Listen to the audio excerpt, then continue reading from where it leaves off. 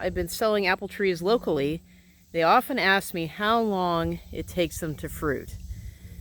And the real answer is it depends.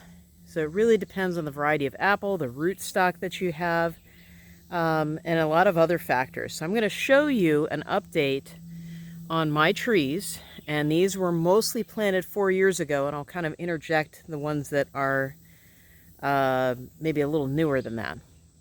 So this one right here, this is King David. So this, I went back and I actually watched my original video. I'll give you a link to that in this one.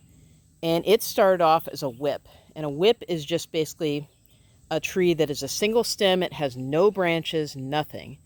And this guy is now 4 years old, just a little bit over 4 years old. And if you look here, we have our very first apple. There were actually two, and the other one was up at the top somewhere, and I don't know where it went. If you see some of this damage here, I don't know if you can see this. We are part of Brood 19. So that's the periodical cicadas, 13-year cicadas in this area. And some people, oh, they don't hurt trees. Yeah, they actually caused a fair bit of damage, so I had to cut off a lot of stuff. So one thing I should say is I do not spray my trees. So any of the disease or anything on it is just what it is. I have not sprayed them with anything at all. And we are in Zone 6, Missouri. So this one is doing really well. And this was actually probably the smallest one that we planted. And I think this one looks pretty good. Now this guy, I'll show you over here. This is Liberty. And Liberty, it was bigger when I planted it, but it's not doing nearly as well. It kind of flowered a little bit, but it didn't actually set any fruit this year. And it was funny because the very second year that I had it, it tried to fruit.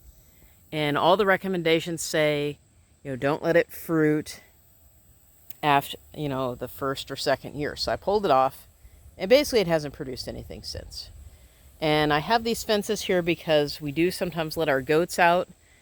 And again, like I said, most of this damage that you can see here, this is from the cicadas. It's not from the goats, although the goats do cause some damage, but not too much.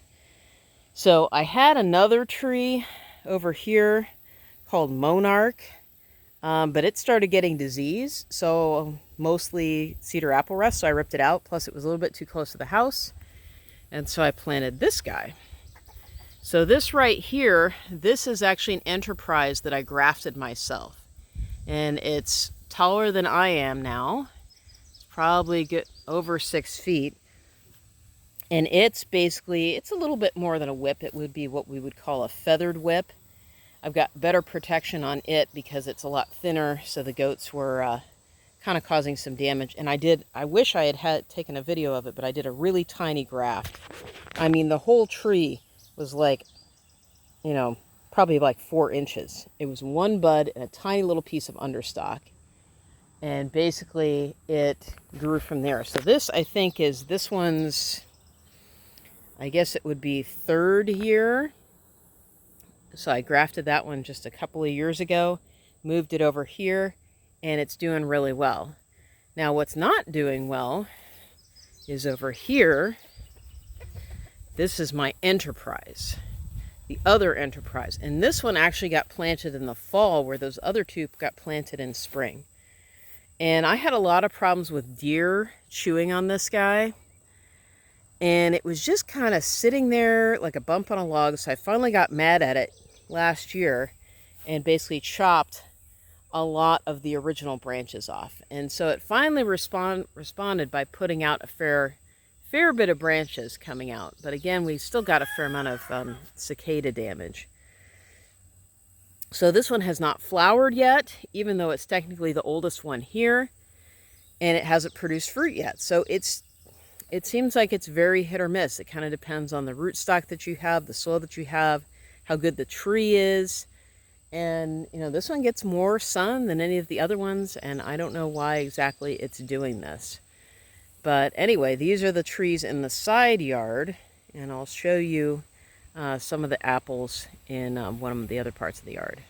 All right, so this tree right here is part of our kind of my agroforestry silvopasture type experiment. This is Winesap, and you can tell it's got a lot of apples on it already. This is actually in with the goats, so I have to have better protection. And a lot of what's coming up there are kind of like weeds and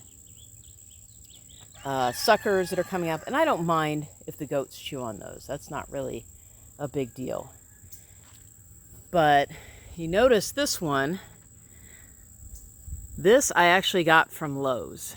And you can see it's actually got quite a few apples. Last year I had kind of my first decent crop of apples, and I got something like 5. Now we've got, looks like maybe around 12, 15 or so. And it's really doing well. You can really see the size of the trunk here is just, it's really strong. And I think part of the reason it does that is what's around here is basically there's not very many weeds. It's constantly fed with goat and chicken manure. And then actually our, hi buddy, that's Junior, one of our wethers. Right there is actually our feed trough, or excuse me, horse trough, basically they're drinking. So every time I have to refill it and dump it out, all that water goes to this tree right here. So this tree is doing super, super well. And again, we don't spray these. I don't do any spraying. So you can see right here, it's got a little bit of this sooty blotch, but that will actually wash right off. And I'll hopefully get to show you that when we get around to harvesting. This is a really, really late apple, so it's barely even started to turn color. It does turn a nice red eventually. You can see some more up there. So how long does it take an apple tree to fruit? This one I planted, I think, the same year as those other ones. Even though it was not on my video, it was kind of one of those things that was an impulse buy, and it was larger than the other ones. But I think because of the siting and how much fertility it gets and how much water it gets and how little competition it has, it seems to do really well.